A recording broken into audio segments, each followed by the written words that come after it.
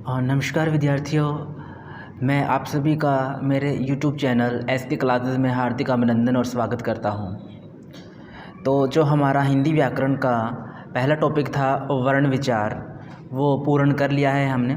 और उसी से संबंधित जो प्रश्न थे मैंने ग्रुप में डाल दिए थे और कई बच्चों ने इसके आंसर भी दिए हैं। और अगर जिन बच्चों ने आंसर नहीं दिए हैं तो वो भी वीडियोज़ को ध्यान से देखें और जो भी प्रश्न पत्र आए हैं आपके पास, जो भी टेस्ट आए हैं, तो उनका आप ध्यान से पढ़कर उनका आप उत्तर दीजिए।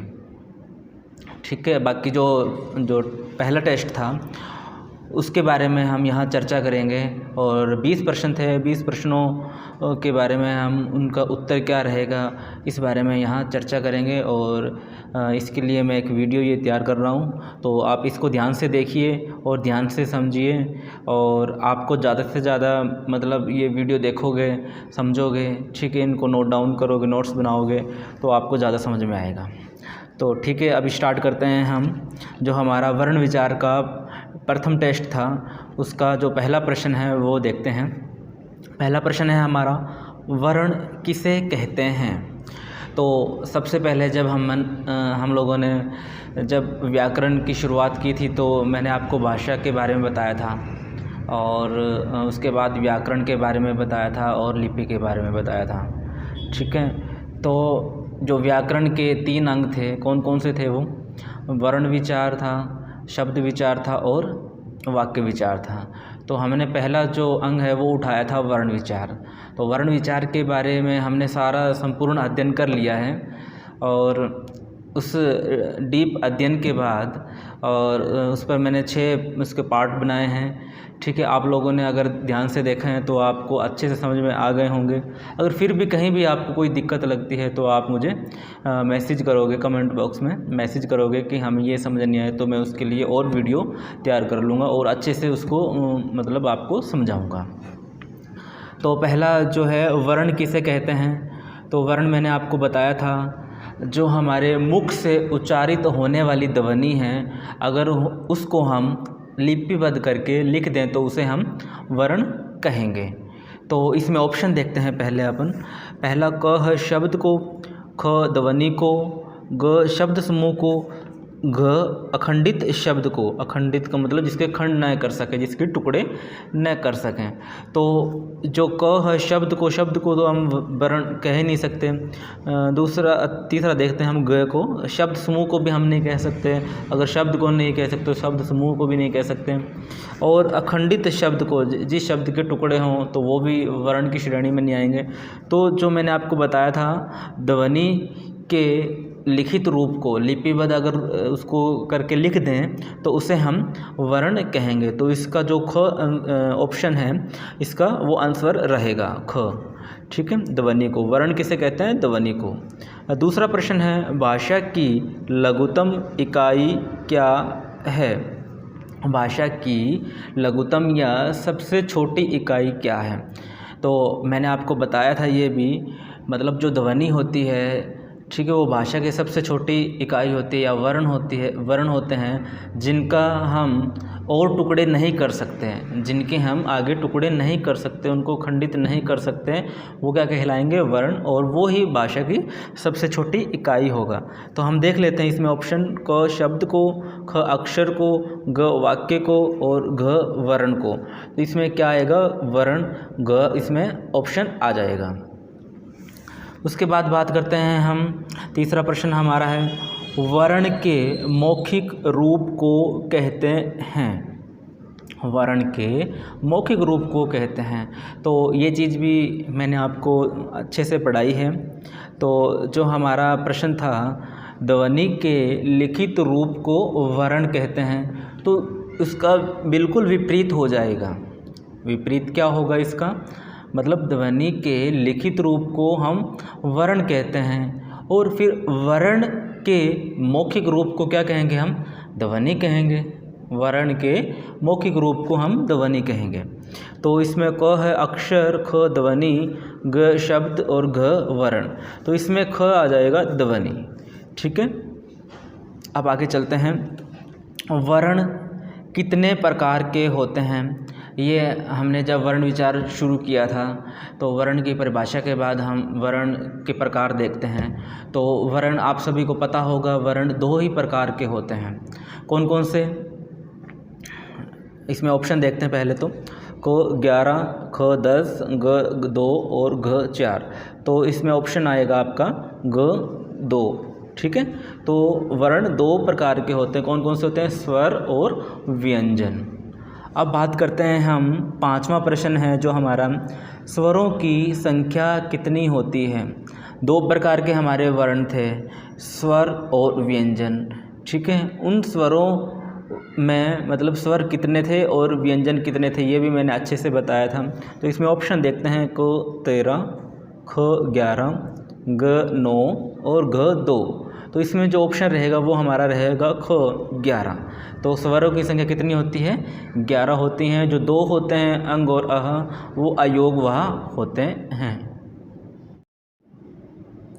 अब हम बात करते हैं प्रश्न नंबर 6 की। उच्चारण काल के आधार पर स्वर कितने होते हैं?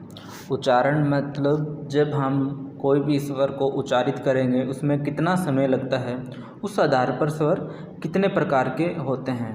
तो मैंने आपको बताया था शुरू में ही, उच्चारण काल का जो आधार था वो रहा था हमारा। तो उच्चारण काल के आधार पर स्वर 2 प्रकार के होते हैं। कौन कौन से होते हैं 2 प्रकार के? एक तो था ह्रस्व स्वर और दूसरा था दीर्घ स्वर।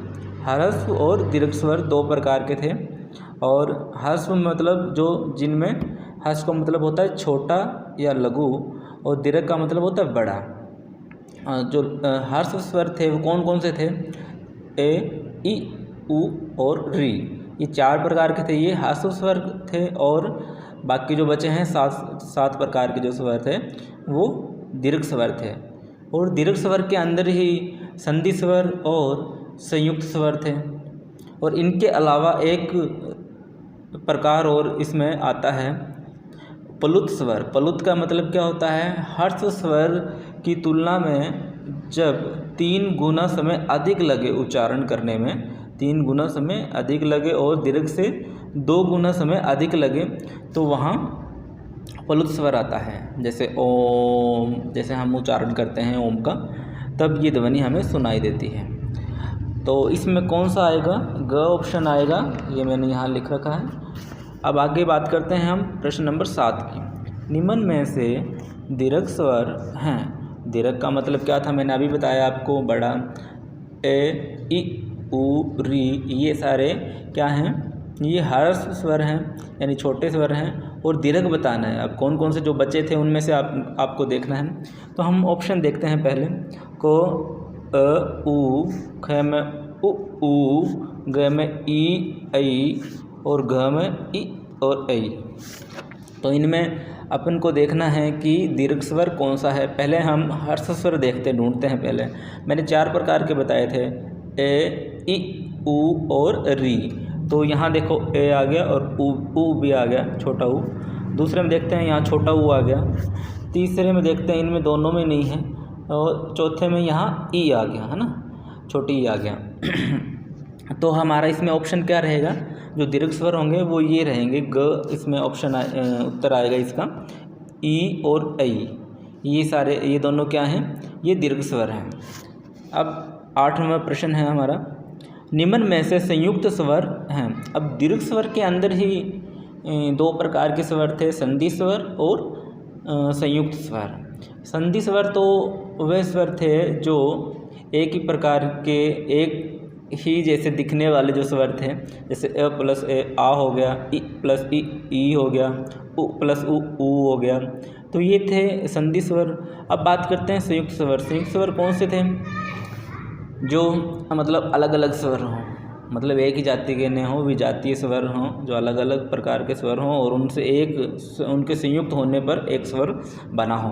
तो हम देख लेते हैं इनमें कौन कौन से। ऑप्शन देखते हैं। पहला क का रहेगा अ, ख, ई, ग, ए और घ, आ। तो इनमें सबसे अलग स्वर कौन सा है? जो संयुक्त स्वर है। ये भी नहीं हो सकता, ई भी नहीं हो सकता, ए भी, आ भी नहीं हो सकता। और ये ऑप्शन में क्या रहेगा? ग, ए होगा। इसका उसका क्या आएगा उत्तर, ग आएगा। ठीक है, अब आगे बात करते हैं हम प्रश्न नंबर 9 की। प्रश्न नंबर 9 की बात करते हैं, अग्र स्वर कौन से होते हैं।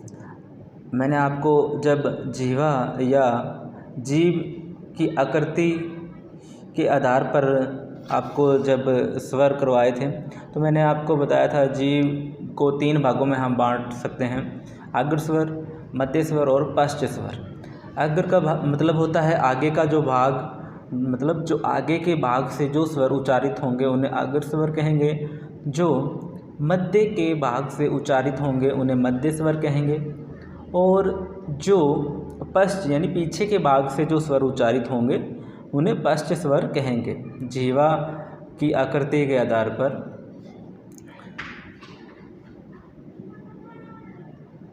जीवा की स्थिति के आधार पर जो हमारे स्वर थे वो थे ये अग्र स्वर, मध्य और पश्च, जीवा की स्थिति के आधार पर। तो इसमें देखते हैं पहला अपन कह आ ए, ख इ ए, गह ओ ऐ और घ अ और ई।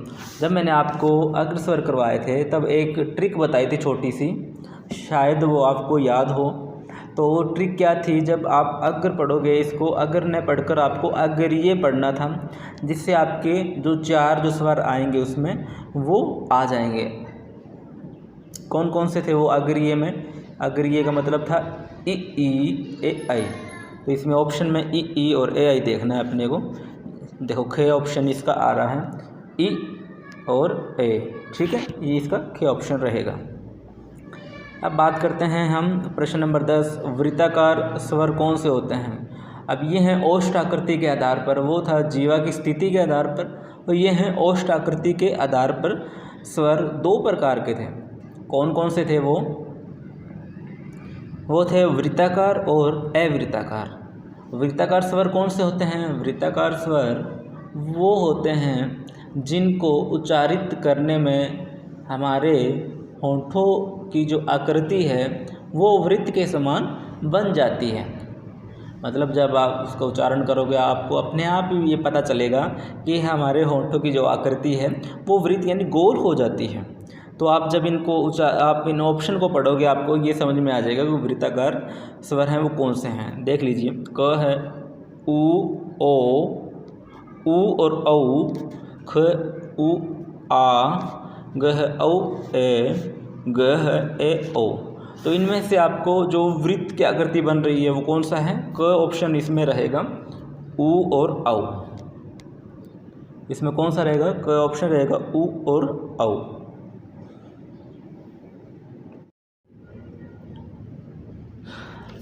आगे हमारा प्रश्न रहेगा 11 नंबर, निम्न में से संवृत स्वर हैं। यह मुख आकृति के आधार पर स्वर थे। कौन कौन से थे वो पहले थोड़ा अपन रिवाइज कर लेते हैं। 4 प्रकार के थे। कौन कौन से थे वो? संवृत, अर्ध संवृत, विवृत और अर्धविवृत। संवृत में क्या था कि इसमें मुंह लगभग बंद रहता था। उसके बाद अर्ध संवृत में वो लगभग से थोड़ा सा खुलता था, और विवृत में पूरा मुंह हमारा खुल जाता है, और अर्धविवृत में थोड़ा मुंह बंद रहता है। तो हम देखते हैं यहाँ संवृत स्वर कौन कौन से हैं। आपको देखना, निम्न में से संवृत स्वर है। क ऑप्शन रहेगा, ई और ए, ख ऑप्शन रहेगा, ओ और ए, ग ऑप्शन रहेगा, ऐ और औ, और घ रहेगा ई और उ। जैसे आपको ट्रिक बताई थी मैंने अग्र स्वर की, इसमें क्या था? अग्रिय। अग्रिय का मतलब था 4 स्वर कौन से थे? इ ई और ए ऐ। तो संवृत जो स्वर हम याद करेंगे उसमें अपन को ए ऐ की जगह वहाँ क्या डालना है? उ और उ। ये आपको थोड़ा सा इसको याद ही करना पड़ेगा। तो संवृत में कौन से, इसमें ऑप्शन कौन सा आ जाएगा? जो उत्तर रहेगा वो घ जो ऑप्शन है वो इसका उत्तर रहेगा, ई और उ। मतलब ई और उ, ये क्या हैं? ये संवृत स्वर हैं। अब बात करते हैं हम विवृत की। आगे जो प्रश्न है वो रहेगा 12वां, विवृत स्वर कौन सा है? विवृत का मतलब था जिसमें मुंह पूरा हमारा खुल जाता है, तो वो क्या कहलाता है, विवृत स्वर कहलाता है। तो विवृत स्वर ऑप्शन देखते हैं, क का रहेगा अ, ख का रहेगा इ, ग रहेगा उ और घ रहेगा आ। मतलब विवृत में क्या पूरा मुंह खुल जाता है। तो हम इनका उच्चारण करेंगे, इन जो भी ऑप्शन में दे रखे हैं स्वर, इनका उच्चारण करेंगे तो हमारा जब हम आ का उच्चारण करते हैं तब हमारा मुख है वो पूरा खुल जाता है। तो इस आधार पर ये इसका उत्तर रहेगा। तो आ हम इसका उत्तर डालते हैं। अब प्रश्न नंबर 13 है, निम्न में से तालवीय स्वर हैं। तालवीय का मतलब होता है जो हमारे स्वर तालु से उच्चारण होते हैं। तो ये है उच्चारण स्थान के आधार पर कौन कौन से थे। जो वर्ग था, कचटतम वर्ग था, तो हमने कौन कौन से किए थे, कंठ, ठीक है। उसके बाद क्या था, कंठ से ऊपर तालु, तालु से ऊपर क्या था, मुर्दा, मुर्दा के आगे क्या था, दंत, दंत के तालु, और उसके बाद मुर्दा, फिर दंत, फिर ओष्ठ। ये सारे किस में थे, ये उच्चारण स्थान के आधार पर थे ये। तो हमारा तालु देखते हैं, तालु से जो स्वर उच्चारित होते हैं वो देखते हैं। पहला ऑप्शन क में क्या है, अ और ई, और ख में ई, ग में आ उ, और घ में ई और ऐ। ये इसका आंसर क्या रहेगा, ई। जो कंठ से उच्चारित होते हैं वो क्या रहेगा, ई। जो कंठ से उच्चारित होते हैं वो है ए आ, और जो तालु से उच्चारित होते हैं वो ई, और मुर्दा से जो उच्चारित होता है वो री होता है। ओष्ठ से जो उच्चारित होता है वो उ होता है। और दंत जो स्वर होते हैं वो दंत से उच्चारित नहीं होते हैं। अब आगे बात करते हैं हम प्रश्न नंबर 14, निम्न में से दंते स्वर हैं। यहाँ ये आ गया जो अभी बात मैंने बताई आपको। क है इसमें अ, ख ई, ग ए और घ कोई नहीं। मतलब जो स्वर होते हैं वो दंत से उच्चारित नहीं होते हैं। तो इसमें जो ऑप्शन जिस उत्तर आएगा वो ग रहेगा, कोई नहीं। अब बात करते हैं हम 15वें प्रश्न की। निम्न में से कंठ तालु से उच्चारित होने वाला स्वर है। कंठ मतलब ए आ, तालु ई से उच्चारित होने वाला जो स्वर कौन सा है, मतलब इन दोनों के मेल से जो बना है वो देखना है अपने को। तो क है ए ओ, और ख है उ, दोनों बड़े उ लगा रखे हैं यहाँ, और ग है ओ औ, और ग है ए ऐ। तो इसका जो उत्तर रहेगा वो क्या रहेगा, ग रहेगा, ए ऐ रहेगा। तो ये कंठ और तालु से उच्चारित होते हैं, मतलब ए प्लस ई बराबर ए आई बनेंगे। ए प्लस ई बराबर ए, और ए प्लस ए बराबर आई बनेगा। तो आगे जो प्रश्न है हमारा 16 नंबर, तो इसका कोई ऑप्शन नहीं दे रखे मैंने, तो ये आपको एक या दो शब्दों में इसके उत्तर आपको देने हैं। तो भाषा मुख्यतः कितने प्रकार की होती है, ये मैंने आपको शुरुआत में ये चीज़ बताई थी कि जो मनुष्य एक सामाजिक प्राणी है, और वह अपने हाव भाव, जो अपने भाव हैं, जो मस्तिष्क के विचार हैं, उनको प्रकट करने के लिए जिस माध्यम से करता है वो भाषा कहलाती है। और जो साधन होता है वो क्या होती है, भाषा होती है। तो भाषा दो प्रकार की थी, कौन कौन सी, मौखिक और लिखित भाषा। मौखिक और लिखित भाषा, मौखिक जो हमारी सामान्य वार्तालाप ज़्यादातर होती है वो मौखिक भाषा में होती है, और जो लेख निबंध और राजकीय कार्य होते हैं वो ज़्यादातर लिखित भाषा में होते हैं। उसके बाद बात करते हैं हम प्रश्न नंबर 17 की। भाषा को शुद्ध रूप से लिखने और बोलने वाले शास्त्र को कहते हैं। मतलब इस संसार में किसी भी भाषा को शुद्ध रूप से लिखना बोलना कौन सिखाता है हमें, कौन बताता है, व्याकरण के द्वारा शास्त्र है जिसके द्वारा हम व्याकरण जो भाषा है उसको हम शुद्ध रूप से लिख और बोल सकते हैं। प्रश्न नंबर 18, भाषा के मानक चिन्हों को क्या नाम दिया है। जिस प्रकार मैंने आपको बताया था, जैसे कोई ध्वनि हम उच्चारित करते हैं तो उस ध्वनि को जब हम लिखते हैं तो वो लिखना कैसे है, उसको उसकी एक आकृति होती है, उसका एक संकेत चिन्ह होता है जिसे हम क्या कहते हैं, लिपि कहते हैं। तो इसमें क्या आएगा, भाषा के मानक चिन्हों को क्या नाम दिया गया है, लिपि नाम दिया गया है। जो हमारी हिंदी की जो लिपि है वो देवनागरी लिपि है।